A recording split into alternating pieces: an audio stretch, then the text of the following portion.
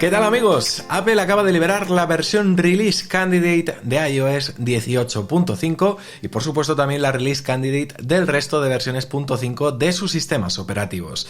Así que en este vídeo, como ya es habitual en este canal, os voy a contar todas las claves que tenéis que conocer de esta Release Candidate, sobre todo ahora que cuyo lanzamiento es inminente. Así que vamos con ello. Y bueno, como digo, nos acercamos al lanzamiento, será la semana que viene, ahora os daré más detalles y por tanto creo que no es mala idea hacer un repaso a lo que hemos ido viendo en las betas de iOS 18.5. Empezamos por la aplicación de mail, la cual tiene algunos ajustes para refinar un poquito más la experiencia. Por ejemplo, ahora hay un botón que nos permite mostrar u ocultar rápidamente las imágenes de perfil de los remitentes en la lista de correos y también vamos a poder desactivar la vista por categorías y volver a la vista de lista. Hablando de las categorías, en la beta 2 Apple refinó también el tamaño de los iconos de cada una para que sea visible la categoría de todos los correos, la cual mucha gente no sabía ni que existía, ya que para verla había que deslizar hacia la izquierda, que a ver, ahora igual, pero al menos la interfaz ya te sugiere, bueno, pues que hay algo ahí. Luego en los ajustes de AppleCare y garantía ahora se muestra un banner con el logotipo de AppleCare en la parte superior de la pantalla, el cual no estaba presente en las versiones anteriores, y también desde aquí ahora vamos a poder administrar nuestro plan contratado directamente sin necesidad de tener, pues eso, que irnos a la página web de Apple o llamar por teléfono. Y en caso de querer contratar uno, porque no lo tengamos contratado hasta ahora, pues también podremos hacerlo. Que por cierto, también hablando de AppleCare, ahora también tenemos una región accesible al AppleCare desde los ajustes de nuestro Apple ID, junto a los dispositivos que tengamos enlazados. En los ajustes de accesibilidad también ha vuelto la opción de ver una tira en la parte superior de la pantalla que, bueno, nos avisa que se ha activado la función que hayamos configurado previamente al tocar 2 o 3 veces atrás del iPhone. Y por último, también en el código de la beta ya se vieron señales de nuevos fondos de pantalla que verían la luz con esta actualización. De todos modos, esto es un resumen, no os preocupéis porque vamos a preparar un review completo que subiremos el próximo lunes para, bueno, que conozcáis las claves con todo lujo de detalles de esta actualización. Como digo, esto es un repaso, por si no habéis visto los vídeos anteriores, pues bueno, que os metáis un poquito en situación ante todo lo que voy a comentar en los próximos minutos. Venga, vamos a mi mesa y os muestro lo que cambia en la Release Candidate de iOS 18.5. Bueno, pues vamos allá. La Release Candidate en este caso ha pesado 7,65 GB en mi iPhone 16 Pro Max y en el iPhone 11 que tengo por aquí ha pesado pues alrededor de 6 GB y medio, 6,58 GB concretamente. Si nos vamos a los ajustes, nos vamos a General, nos vamos a Información y pinchamos en versión de iOS, podemos ver que el número de compilación es el 22F75. Si retrocedemos un poquito y bajamos para ver el firmware del módem, podemos ver que este es el 1.6002. Esto es el firmware del módem en el iPhone 16 Pro Max. Esta numeración varía en función del dispositivo que tengáis. En el iPhone 11, por ejemplo, es el 60301, en el iPhone 12 será otro, en el iPhone 13 será otro y así, ¿de acuerdo? O sea, no os preocupéis si no corresponde el número que veis aquí con el de vuestro dispositivo. Lo importante es que cuando se actualiza en un equipo, también se actualiza en el resto. En este caso, os tengo que decir que no ha habido una actualización desde la última beta que recibimos de iOS 18.5, así que en este caso, bueno, si ya teníais la beta 4 en este caso, pues no habréis notado seguramente ninguna diferencia una vez instaléis la Release Candidate, ¿de acuerdo? Vale. Una de las novedades que la semana pasada yo ya os anticipé que iba a llegar con esta actualización eran nuevos fondos de pantalla. Así que, si os parece, vamos a descubrirlo juntos. Simplemente invocamos la galería de fondos de pantalla de esta forma como estáis viendo, bajamos un poquito y en teoría aquí en Orgullo efectivamente tenemos el nuevo fondo de pantalla que bueno, pues en este caso se estaba rumoreando que iba a llegar. Apple ya lo anunció además a través de un comunicado de prensa ayer mismo. Dijo que la próxima semana se iba a poner a disposición de los usuarios este fondo de pantalla, que es un fondo dinámico, es decir, reacciona al movimiento, que estará disponible tanto en iPhone como también estará disponible en iPad. Además vendrá acompañado de una esfera para el Apple Watch.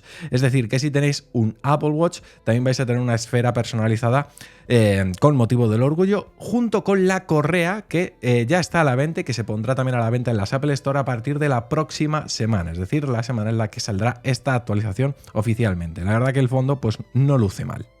Venga, volvemos a la hoja de la actualización porque he hecho aquí antes una captura en la que Apple, bueno, nos resume los cambios que van a incorporar con esta, ¿de acuerdo? Está en inglés, a vosotros la semana que viene os saldrá en español, esto es porque yo estoy grabando, ya digo, la hoja de la actualización que nos aparece a los usuarios que tenemos la cuenta para desarrolladores.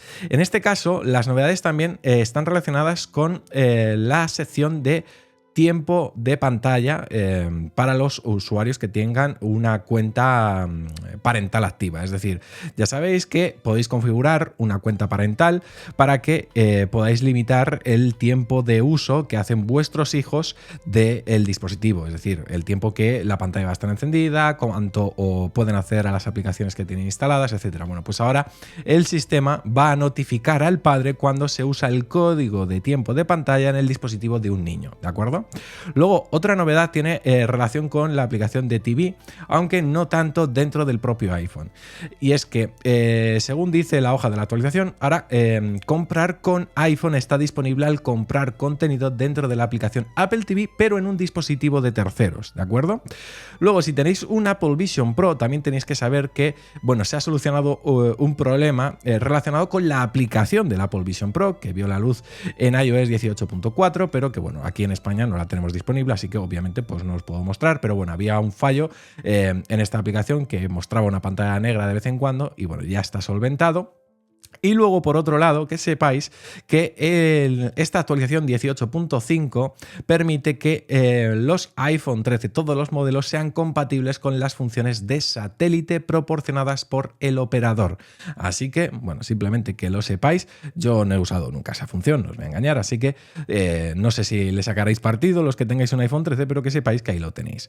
Si nos vamos a los ajustes y hacemos el ritual que es costumbre para ver si hay algún cambio relacionado con Apple Intelligence, ya os avanzo que no. Apple Intelligence sigue en beta, el menú que vemos aquí sigue manteniéndose igual. En este caso, recordar que los que instalamos la beta 1 se nos descargó un paquete de datos que aumenta el tamaño que ocupa Apple Intelligence, pasa de 6,24 gigas de espacio en el sistema a 6,28. Y luego, por otro lado, en el tema de notificaciones ya os vengo diciendo que no esperéis gran cosa. De momento seguimos sin los resúmenes de notificaciones para aplicaciones de entretenimiento y noticias, así que supongo que esto ya pues se lo van a dejar para iOS 19 o para iOS 18.6 en el mejor de los casos, ¿no? Ahora, ya que estamos hablando de iOS 19, de las próximas versiones que van a venir, también esta semana ha habido dos noticias relevantes con relación a eso, os las cuento rápidamente. La primera de ellas tiene que ver con la presentación de los resultados fiscales de Apple. Los presentó hace 4 días y en mi cuenta de X, que podéis seguirme, por cierto, si queréis, bueno, hice un hilo donde resumía pues más o menos lo que Tim Cook y Apple habían reportado en esa conferencia para inversores. Y bueno, uno de los titulares que dejó caer es que la versión de Siri vitaminada con Apple Intelligence aún necesita un poco más de tiempo de cocción. Dijo literalmente: debemos alcanzar nuestro listón de calidad, y dice que el progreso es bueno y que sabremos más muy pronto. Así que huele a que el próximo 9 de junio nos pondrán al día con mejoras que llegarán a Siri, entre ellas las que nos prometieron y finalmente no llegaron, que deberían precisamente haber llegado con iOS 18.5. Y luego otra noticia que tenéis que conocer es esta, y es que Google ha confirmado que está muy cerca de, bueno, llevar soporte de Gemini a los iPhone. El CEO de Google, Sundar Pichai, reconoció en el juicio precisamente que, bueno, están haciendo a Google por antimonopolio en los Estados Unidos, reconoció que, bueno, están muy cerca de llegar a un acuerdo con Apple, que esperan llegar a un acuerdo a mediados de este año para que se pueda incorporar la tecnología de inteligencia artificial de Google, es decir, en este caso Gemini, como una opción seleccionable dentro de los ajustes de Apple Intelligence para que los usuarios puedan, pues eso, gestionar sus consultas ya no solo con ChatGPT como extensión, sino también con una segunda extensión que en este caso sería Gemini. Y no descartaría que incluso se sume una tercera como podría ser Cloud, aunque bueno, para eso tendremos que esperar a la conferencia de desarrolladores.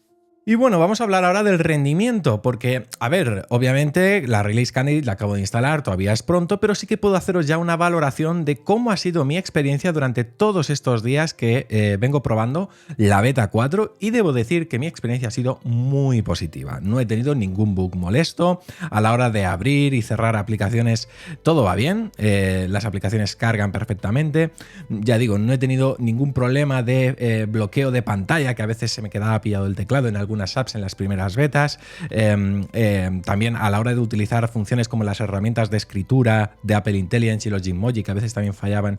Bueno, todo ha ido bien. No he tenido problemas de conectividad, que también era uno de los problemas, que a veces el wifi me hacía cosas raras y se desconectaba. Ya no, o sea, todo bien. Así que bueno, espero vuestros comentarios para que me digáis si vosotros también, bueno, podéis confirmar estas buenas sensaciones, al menos en cuanto, ya digo, a animaciones, experiencia de uso, etcétera, ¿vale? Ahora bien, vamos a hablar un poquito de la batería. En cuanto a la batería, también debo decir que en mi caso todo ha ido según lo esperado, ¿vale? Ya os vengo diciendo que mi consumo con iOS 18.5 se ha mantenido siempre como bastante estable, excepto en la primera beta. En la primera beta arrastraba, digamos, los fantasmas de iOS 18.4. Con la llegada de Apple Intelligence el consumo se disparó, pero bueno, esta versión parece que ha trabajado un poquito más en estabilizarlo y ya desde la beta 2, beta 3, empecé a tener un consumo bastante constante que no superaba el 50%, así que estoy muy contento porque las horas de uso, para mi caso, ya digo, son bastante altas, así que bueno, en este aspecto nada que reprochar. Además que yo no escatimo en ajustes. Quiero decir que yo, por ejemplo, tengo ajustes como las actualizaciones en segundo plano activas para todas las aplicaciones, barra libre. Así que podría incluso aumentar un poquito más la optimización en cuanto a duración de baterías si tocara algunos ajustes. Pero bueno, ni me he molestado en eso. Así que, como digo, muy contento en ese aspecto. Y ahora, si os parece, os voy a compartir también el dato que he obtenido con la aplicación de Geekbench justo ahora mismo tras instalar esta versión Release Candidate, y la verdad que tengo buenas noticias. En este caso tenemos 3.490 puntos en single core y 8.518 puntos en multicore. Obtenemos resultados muy buenos, tanto en single core como en multicore. Hemos recuperado los 8.500. Ya os dije la semana pasada que ese era el objetivo que esperaba que Apple alcanzase con esta Release Candidate, y lo han conseguido. Ya digo, a la primera, sin necesidad de repetir el test, he obtenido una puntuación bastante buena, así que en ese aspecto tiene pinta de que ha habido un trabajo en cuanto a optimización. Y hasta aquí, amigos, este repaso a las claves de esta Release Candidate. Quizás no es la versión de iOS más emocionante de la historia, claramente. Las versiones .5 suelen ser bastante conservadoras, sobre todo porque pillan a las puertas ya de la conferencia de desarrolladores que, bueno, obviamente pues nos mostrará la gran versión que Apple está preparando, que será iOS 19 en este caso. La semana que viene, el lunes, previsiblemente, como digo, saldrá esta actualización para todos, así que podéis esperar un vídeo análisis completo donde nos pararemos más en detalle en todas las novedades. Así que estar suscritos al canal si no estáis suscritos, dejadme un comentario con vuestra opinión sobre iOS 18.5 y por aquí os dejo otros vídeos recomendados por si os habéis quedado con ganas de más. Nos vemos mañana con más vídeos aquí en La Manzana Mordida, porque ya sabéis, somos La Manzana Mordida y prometemos hacerlo.